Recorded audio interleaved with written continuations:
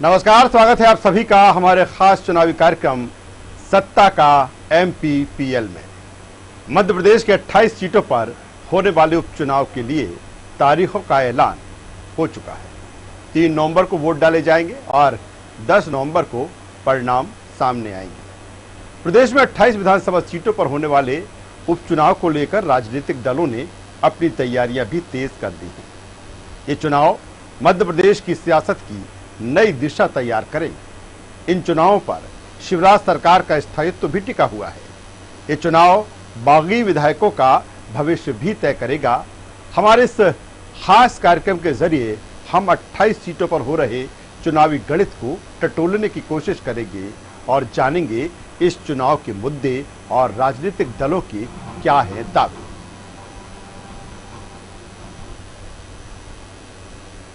आज इस कार्यक्रम में हम बात करेंगे गुना जिले में आने वाली विधानसभा बमौरी की। बमौरी विधानसभा सीट की अगर बात करें तो इस बार का मुकाबला काफी दिलचस्प होने की उम्मीद है। कांग्रेस से पाला बदल बीजेपी में शामिल हुए महेंद्र सिंह सिसोदिया शिवराज कैबिनेट में मंत्री हैं और ज्योतिरादित्य सिंधिया के सबसे निकट। वहीं कांग्रेस ने भी इस सीट को लेकर तगड़ा गेम खेला है।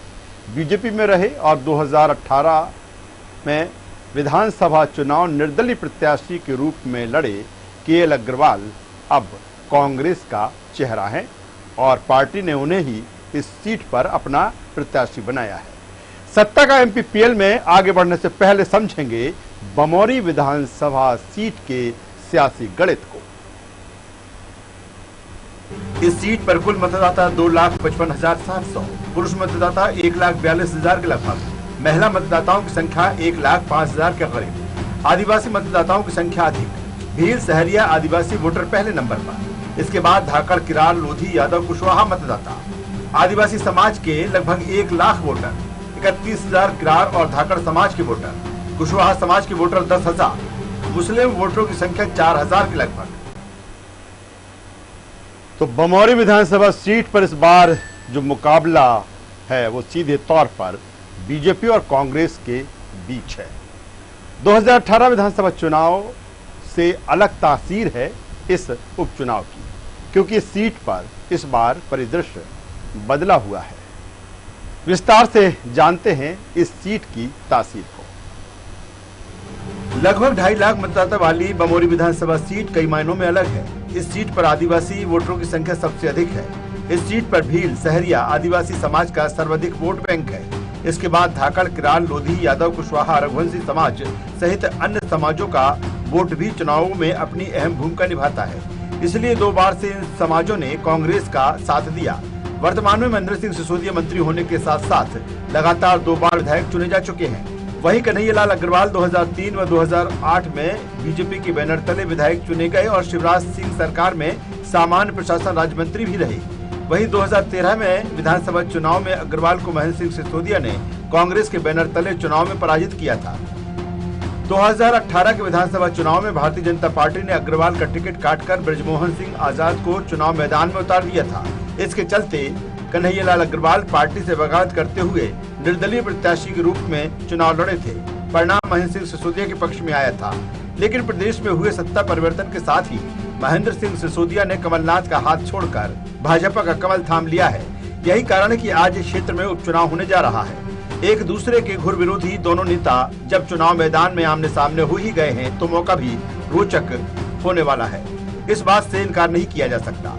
इस चुनाव में मजेदार बात यह है कि दोनों ही प्रत्याशी मतदाताओं के सामने नई पार्टी का झंडा उठा रहे हैं। जो पहले कभी बीजेपी के पक्ष में मतदान करने की अपील करते थे, वो कांग्रेस के लिए अपील कर रहे हैं। इसके अलावा कांग्रेस के पक्ष में मतदान करने की अपील करते रहे बीजेपी के लिए दिखाई दे रहे हैं। कुल मिलाकर बमौरी विधानसभा का चुनाव रोचक होता दिखाई दे रहा है।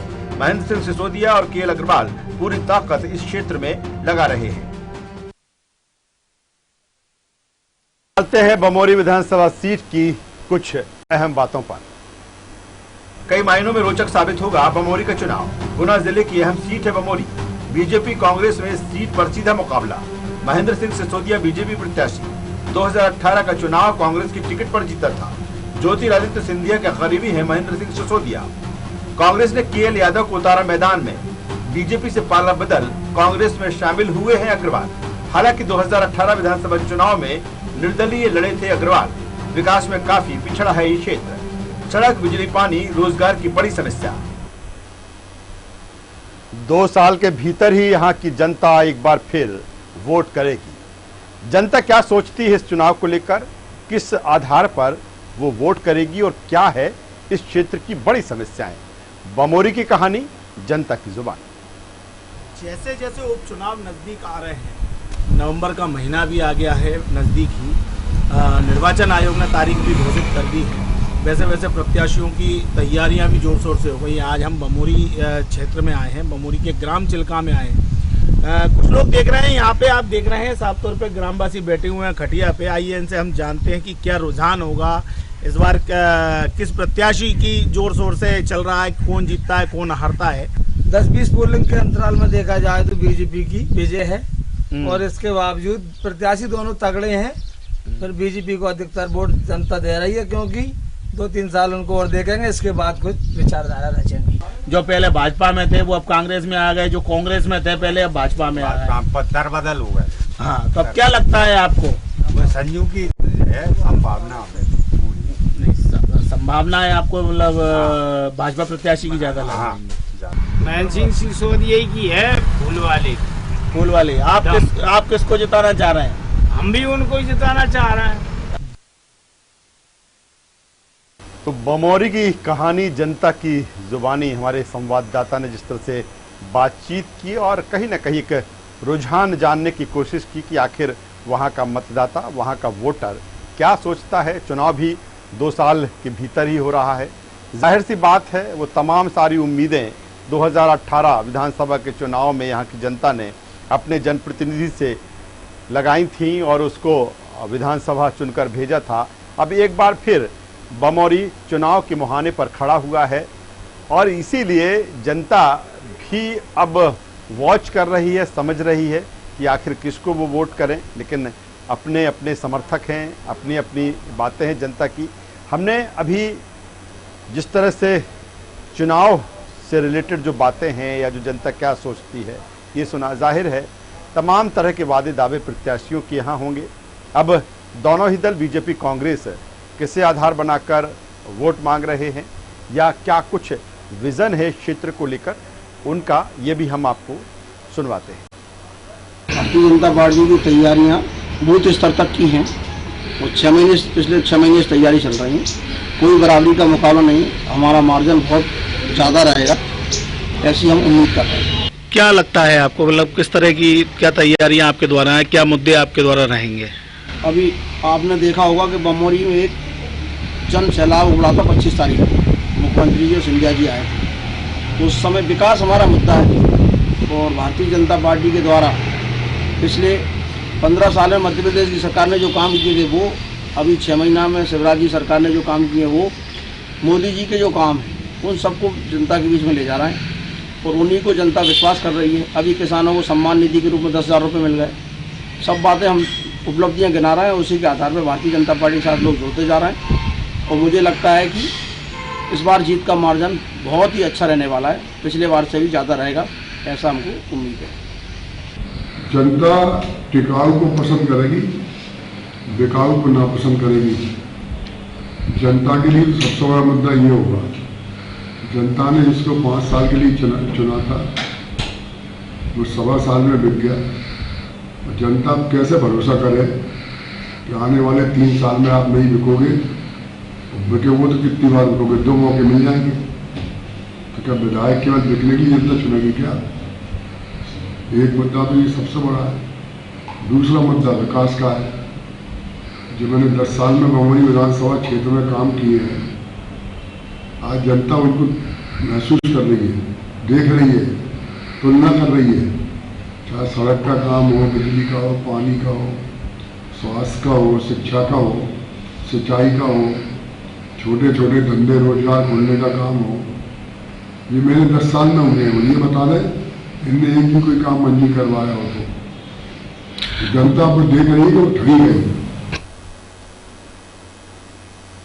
तो कभी बीजेपी का चेहरा रहे केएल अग्रवाल अब कांग्रेस का चेहरा हैं और बता रहे हैं कि क्या कुछ मुद्दे हैं। आरोप प्रत्यारोप भी जारी है। दूसरी तरफ बीजेपी के नेता जिस तरह से कह रहे हैं कि तैयारियां 6 महीने पहले ही शुरू कर दी गई थी, चुनाव तो अब आए हैं। अपने अपने दावे, अपने अपने वादे प्रत्याशियों के, नेताओं के। इस विधानसभा में किस तरह चढ़ रहा है चुनावी रंग, क्या माहौल है इस सीट पर चुनाव का, इसी पर चर्चा करेंगे। बमोरी से हमारे संवाददाता पूरी रिपोर्ट के साथ अमित हमसे सीधे जुड़ रहे हैं। अमित से ही जानते हैं कि आखिर किस तरह का रंग, चूंकि तारीखों का ऐलान हो चुका है और जो चुनावी पारा है वो भी अब धीरे धीरे चढ़ने लगा है, क्योंकि वक्त कम है, जनता तक ज़्यादा पहुंचना है, वादे दावे तमाम तरह के जनता के सामने करना है, क्योंकि चुनाव है, वोट मांगना है। अमित हमसे जुड़ेंगे सीधे, अमित से ही हम बात करेंगे।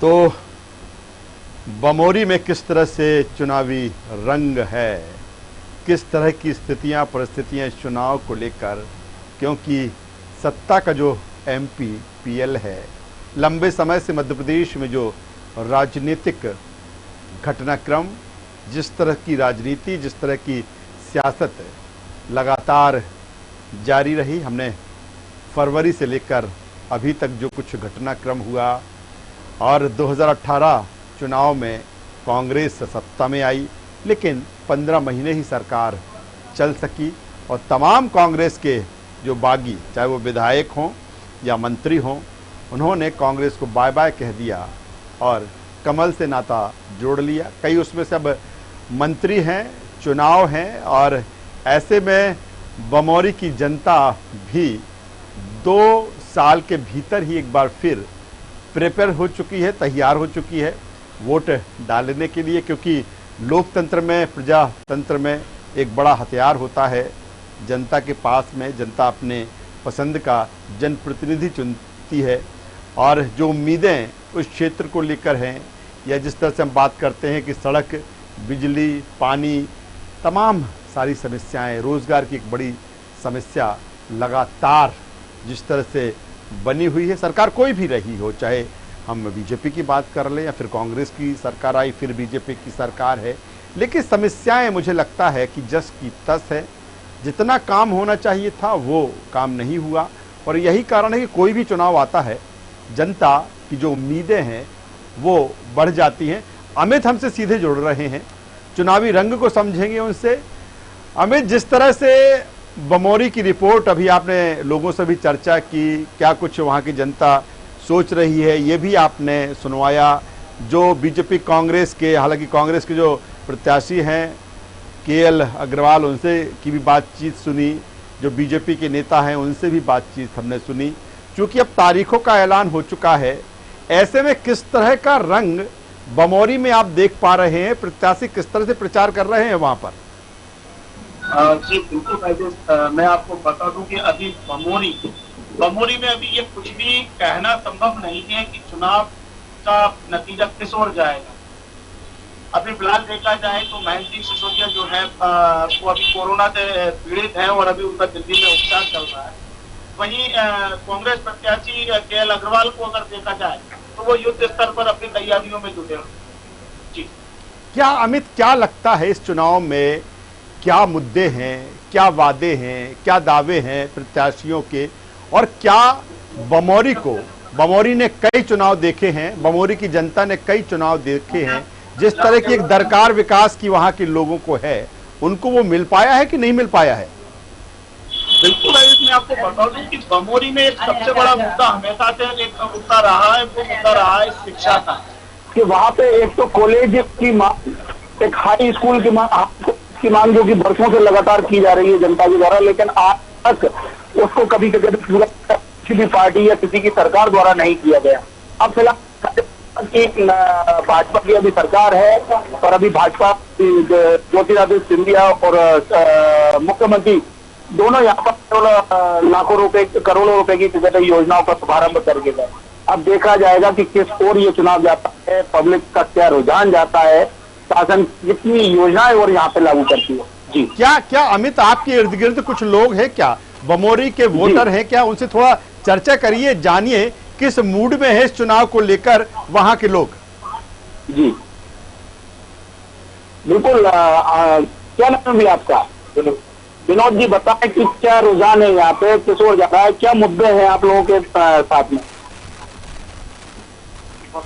चुनाव के बारे में बताना कौन है, तो चल रहे हैं, तो आप बताइए।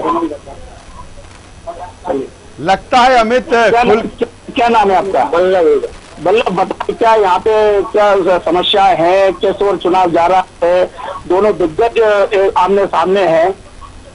देखिए सर, अभी जो पंचायत एवं ग्रामीण विकास मंत्री है महेंद्र सिंह जी, भी बहुत सी उम्मीदें थी, मगर ये खड़े नहीं उठते उम्मीदों पे। और आगे भी अभी चुनाव का नतीजा फाइनल नहीं है, 50% है यहाँ पे। क्या मुद्दे हैं ऐसे आपको उनके? मुद्दे अब जैसे यहाँ पे एक साल हम चलिए 2000 उसमें न कुछ है, पन्नी डाल के रह रहे हैं लोग, मगर उसका कोई न मंत्री जी जो श्रम मंत्री पहले रह चुके हैं, हमने किया ना जो विकास तो नहीं हुआ। हाँ विकास तो नहीं हुआ इस पंचायत में, जो है ना, जो अभी कांग्रेस जो कर रही थी, हाँ सोवियत थी अपने, विकास उन्होंने जो किया वो किया नहीं अभी बनाती वो। और इन सब क्या विकास चाहते हैं हम? क्या आपको सड़क भी नहीं बनी सही, और जो आप जो बोल रहे हैं इनकी जो पुली बनी है जो है ना, वो अभी पूरी नहीं हुई अभी। 40 परिवार है उसमें, 40 परिवार इतने परेशान है कि अपने पुराने टूटे फूटे घरों में रह रहे हैं। अच्छा। जिसमें बिजली पानी की कोई सुविधा नहीं हो रहा है। ऐसे नहीं, हजारों बार मंत्री जी के पास, कलेक्टर जी के पास और जगह जगह प्रशासन को आवेदन। खाली ये क्या यही की समस्या है कि टोटल अपन बमोरी विधानसभा की बात करें? पूरे क्षेत्र में अभी आप चले जाओ, 50% व्यक्ति परेशान है। विकास कहीं पे भी क्या कहेंगे आप, क्या कहेंगे भैया इस पर?